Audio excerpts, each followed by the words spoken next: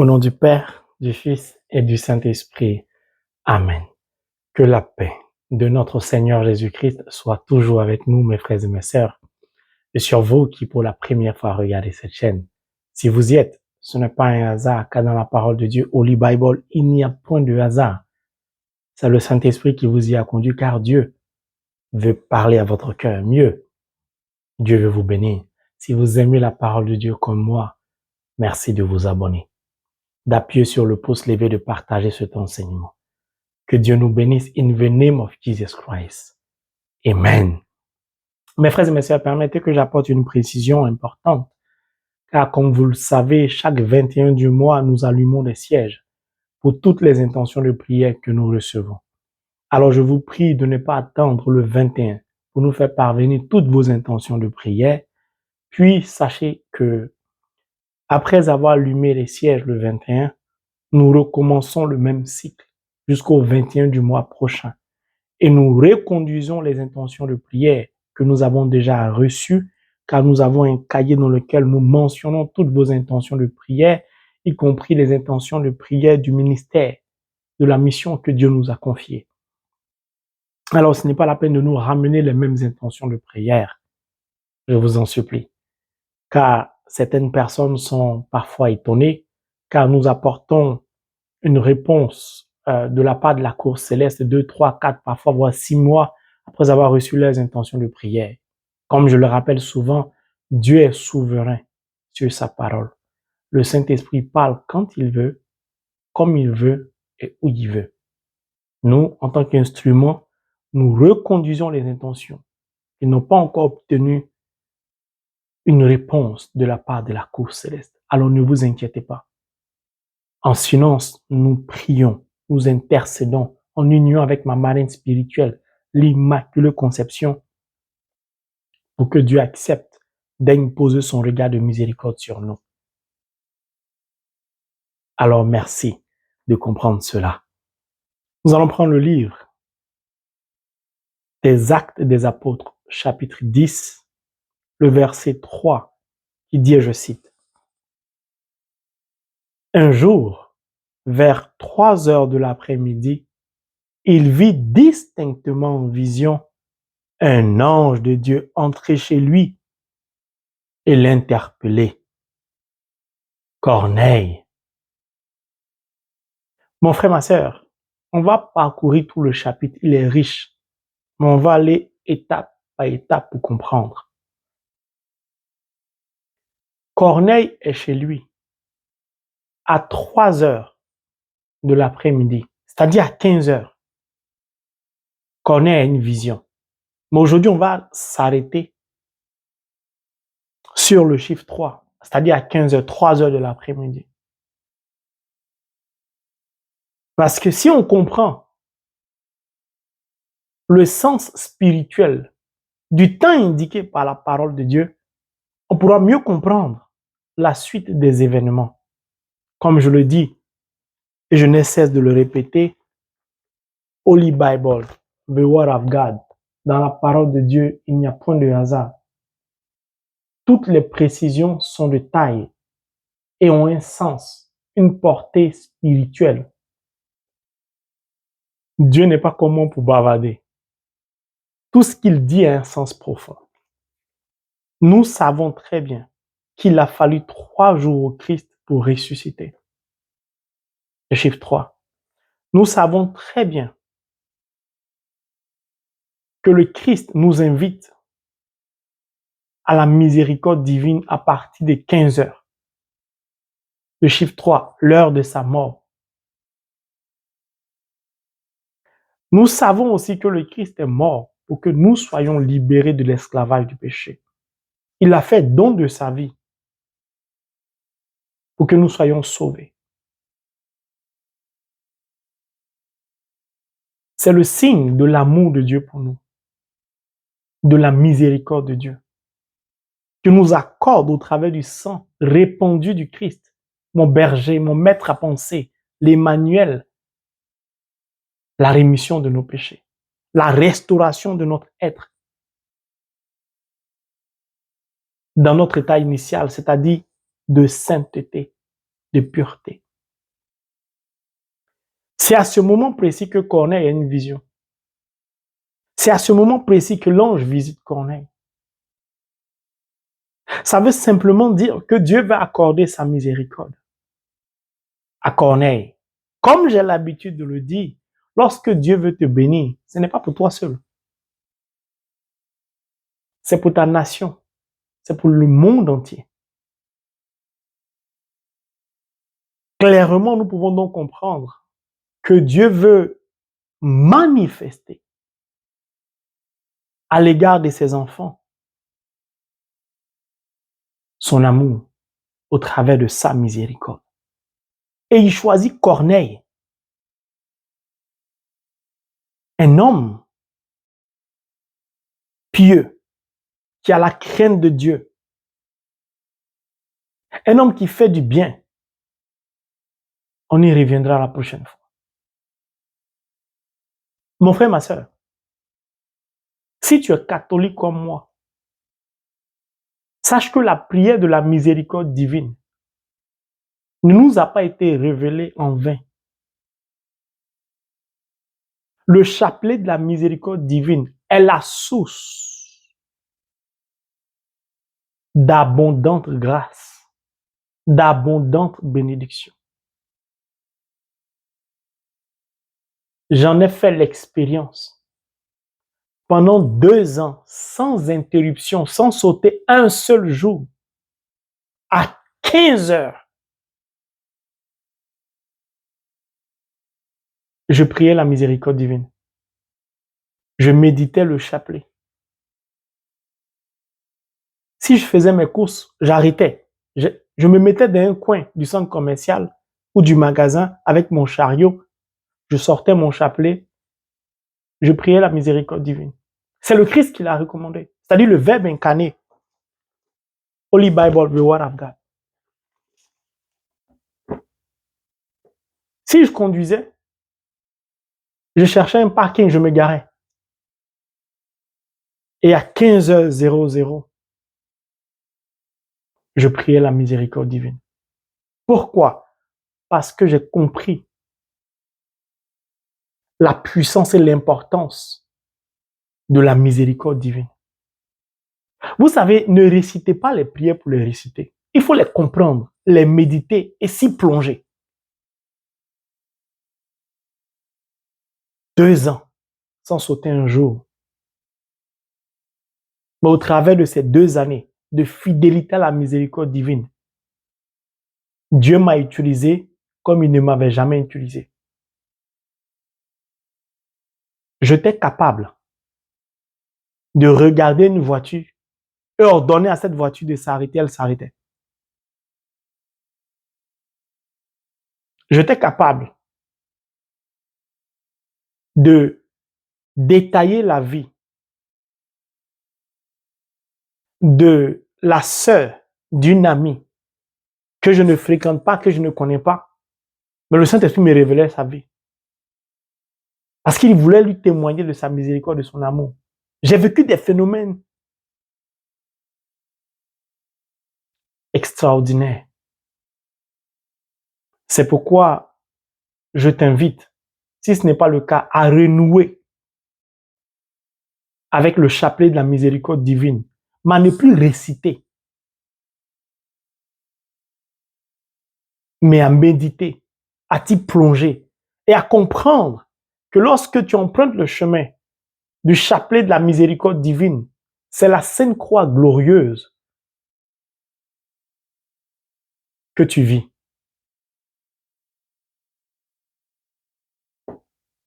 C'est un cadeau qui nous est donné du ciel par la cour céleste. La fidélité à Dieu dans la prière, à une heure précise, peut parfois attirer, apporter, faire venir la faveur exceptionnelle de Dieu sur notre vie.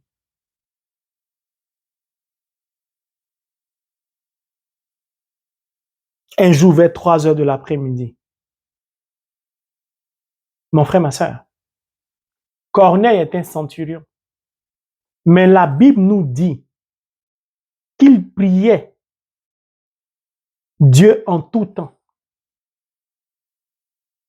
Il avait le temps pour Dieu. Dieu avait donc le temps pour lui. Mais on y reviendra parce que Dieu veut maintenant où je suis en train de vous parler. Je vous ai dit, j'ai dit la parole de Dieu. Dieu est pressé de nous bénir. Une fois qu'elle est proclamée, lisez tout le chapitre 10. L'Esprit Saint bouillonne, il veut agir. Jésus veut se manifester. J'aime ça. Je parle simplement du cœur miséricordieux du Christ, c'est-à-dire de Dieu le Père. Que le Saint-Esprit bouillonne, il veut toucher, il veut accorder sa miséricorde à des personnes.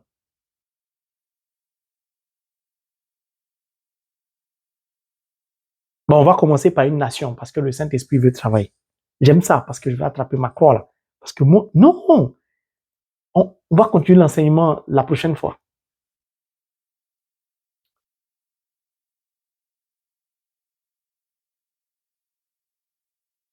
Le peuple haïtien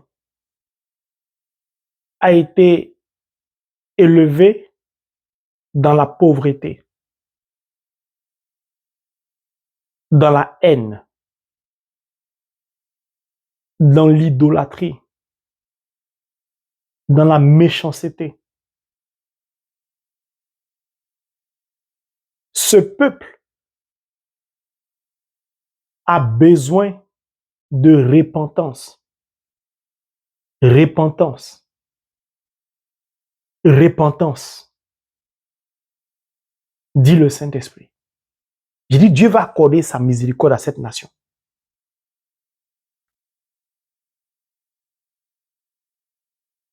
Tous les abonnés, prenez 3 jours de jeûne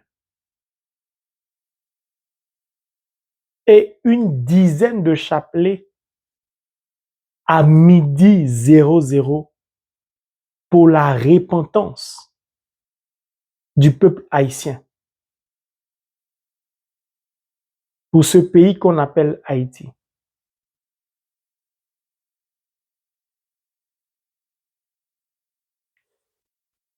Il y a une femme qui se trouve présentement en Haïti. Elle a perdu son mari. Elle se retrouve seule avec ses enfants. Elle est désespérée. Elle est dans la misère. Le Seigneur te secoue pour prendre soin de toi et de tes enfants. Alors essuie tes larmes. Je dis, Jésus veut déployer sa miséricorde. Il y a une autre femme aussi qui se trouve dans le même pays, c'est-à-dire en Haïti. Tu as perdu ton mari, tu as perdu tes enfants, tu as perdu tes parents. Tu te retrouves seul. Le Seigneur Jésus te rejoint pour te rétablir. Le Christ va te rétablir. Alors essuie tes larmes. Oh, le cœur de Jésus est bon. C'est-à-dire, oh, mon frère, ma soeur, fixe ton regard sur lui à la croix. J'ai dit, fixe ton regard sur lui. Là, quand on touche, je vous ai toujours dit dans mes enseignements précédents, quand vous touchez au cœur triptyque du Christ, c'est-à-dire amour, miséricorde, bonté, il peut pas ne pas agir. Il aime déployer son amour, nous témoigner de son amour.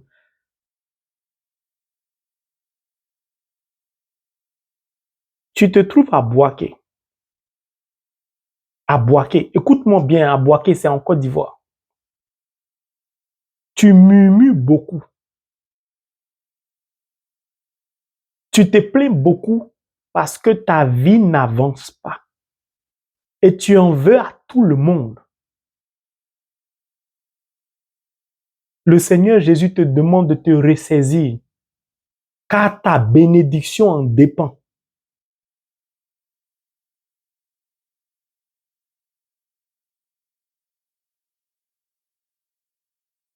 Ah, on dirait Jésus est arrivé chez les Baoulés aujourd'hui. Tu t'appelles Alice Kofi. Tu viens de Sakassou. Je recommence. Tu t'appelles Alice Kofi. Tu viens de Sakassou. Une de tes amies a pris un de tes pagnes pour aller travailler le pagne, pour faire quelque chose avec ton pagne contre toi. C'est pourquoi ta vie tourne en rond. Ta vie n'avance pas. Mais aujourd'hui, le Seigneur Jésus-Christ te délivre. Il te donne d'expérimenter son amour, sa miséricorde.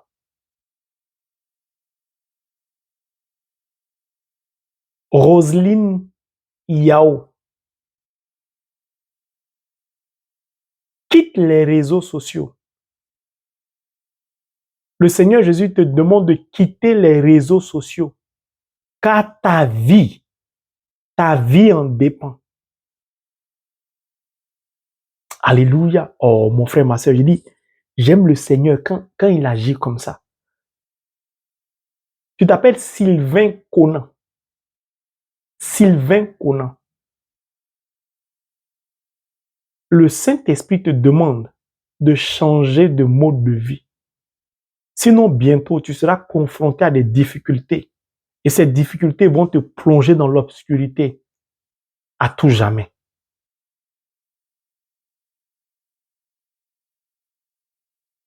Oh, le Seigneur est en train de faire du bien à beaucoup de personnes.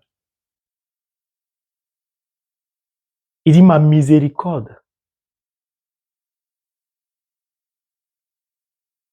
est pour vous. Ma miséricorde est infinie.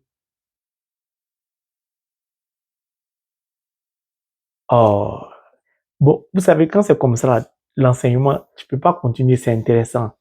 Alors, Seigneur Jésus, uni à ma marraine spirituelle, je recommande toutes ces personnes qui souffrent d'une maladie quelconque, toutes ces personnes qui sont blessées de l'intérieur, toutes ces personnes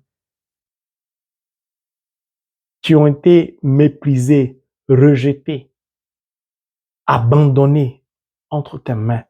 Seigneur, donne-leur de s'abreuver à la source de la miséricorde que tu es. Console-les, apaise-les, guéris-les. Je t'en supplie. Par la puissance de la Sainte Croix, délivre toutes ces personnes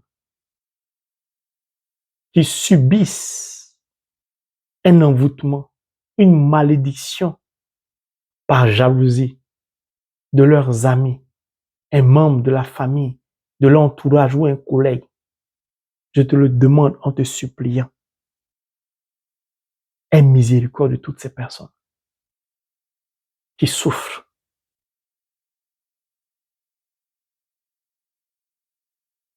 Au nom de Jésus.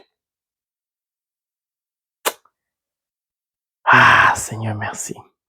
Mon frère, ma soeur, vous savez, quand la miséricorde est là, comme ça, elle est manifestée, l'amour de Dieu est répandu, je préfère m'arrêter là parce que moi aussi, je veux en bénéficier. Donc là, je t'invite à renouer avec la parole de Dieu, à renouer avec la miséricorde divine. Prends un temps pour la miséricorde divine. Ne récite plus la miséricorde divine. Essaie de comprendre la miséricorde divine. Essaie de vivre la miséricorde divine. Essaie de méditer la miséricorde divine.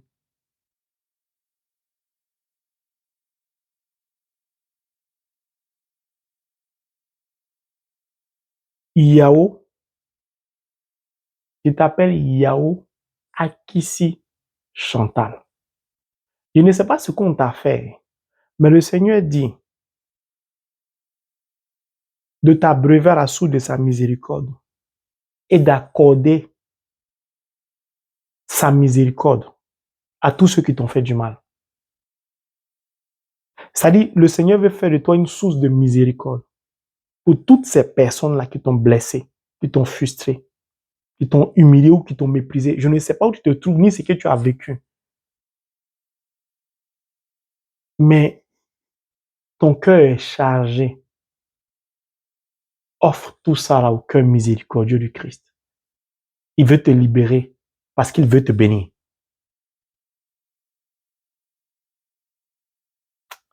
Merci Seigneur. Merci pour tout ce que tu as accompli de merveilleux. Mon frère, ma sœur, je prie que l'Éternel Dieu tende sa main sur nous afin de nous bénir. Au nom du Père, du Fils et du Saint-Esprit. Amen.